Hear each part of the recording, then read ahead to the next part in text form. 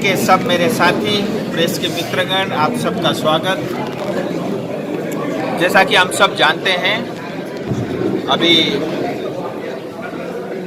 Parliament के अंदर में बजट सेशन चल रहा है और देश के वित्त मंत्री श्रीमती सीतारमण जी ने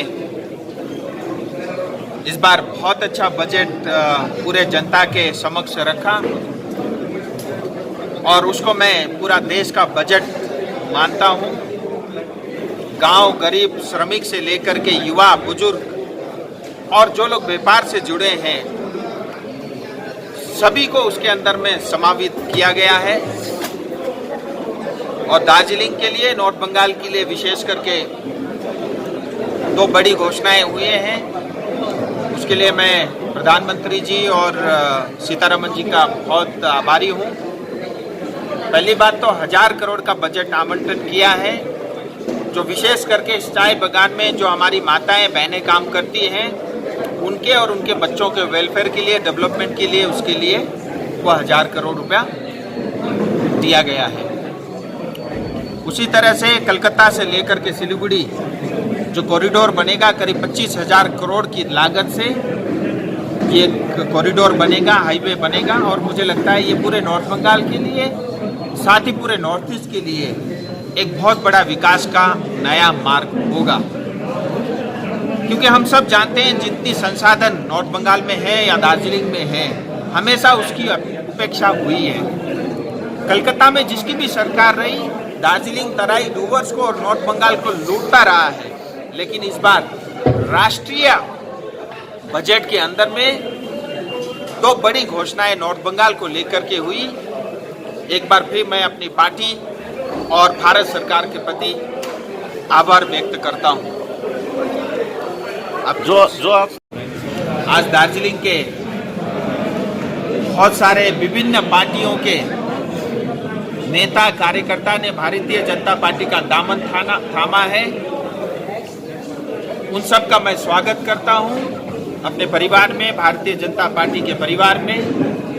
और मैं ऐसा मानता हूं, इतने सारे नेता, विभिन्न पार्टियों के कार्यकर्ता, जिनको संगठन में काम करने का एक लंबा अनुभव था,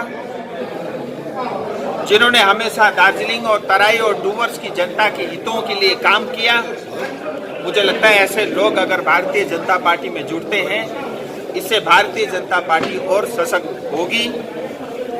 जितने भी लोग आए हैं, मैं अपनी तरफ से और पार्टी की तरफ से उनको और साथ ही हमारे जिला अध्यक्ष जी की तरफ से एक बार फिर उन सब का मैं स्वागत करता हूं।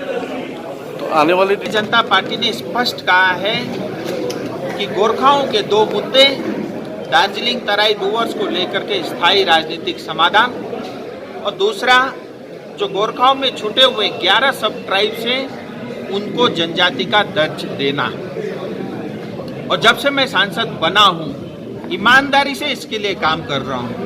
पीछे क्या हुआ, क्या नहीं हुआ, उस पर मैं नहीं जाऊंगा। कितना मेमोरेंडम हमने चढ़ाया, मैं उस पर भी नहीं जाऊंगा। लेकिन वास्तविकता उसमें ये है कि पिछले साल भर से उसके अंदर में बहुत सीरियसली काम हुआ है और मैंने अपनी तरफ से जो काम करना था वो करके मैं भारत सरकार को सारी चीज़ें मैं सौंप चुका हूँ। आने वाले समय में समय और परिस्थिति देख करके भारतीय जनता पार्टी और भारत सरकार जल्द इसके ऊपर में फैसला करेगी।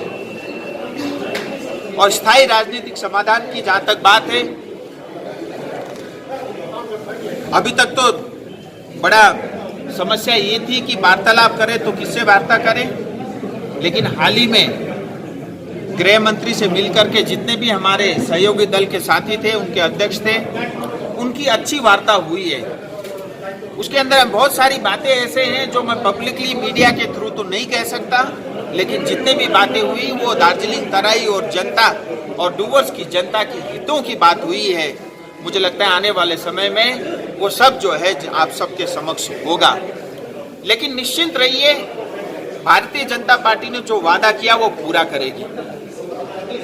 क्योंकि आज देखिए, बाजार में बहुत सारे लोग ये हल्ला कर रहे हैं, अलग अलग पार्टियों को समर्थन दे रहे हैं और ये आरोप भी लगा रहे हैं कि भारतीय जनता पार्टी ने कुछ नहीं किया। मैं ये मानता हूं देर हुई है, इसमें कोई दोहराई नहीं है कि हमारी जो समस्याएं हैं सालों से है, उसका समाधान जल्द होना चाहिए था, लेकिन शायद वैसी परिस्थिति, शायद अनुकूल परिस्थिति नहीं थी। आज समग्र रूप से चाहे लोकसभा में हो, चाहे राज्यसभा में हो, चाहे केंद्र सरकार में हो, आज समस्त वातावरण के अंदर में एक पॉजिटिविटी है, वो वातावरण बना है और मुझे लगता है जल्दी दार्जिलिंग और तराई और डुवर्स की जनता को न्याय मिलेगा।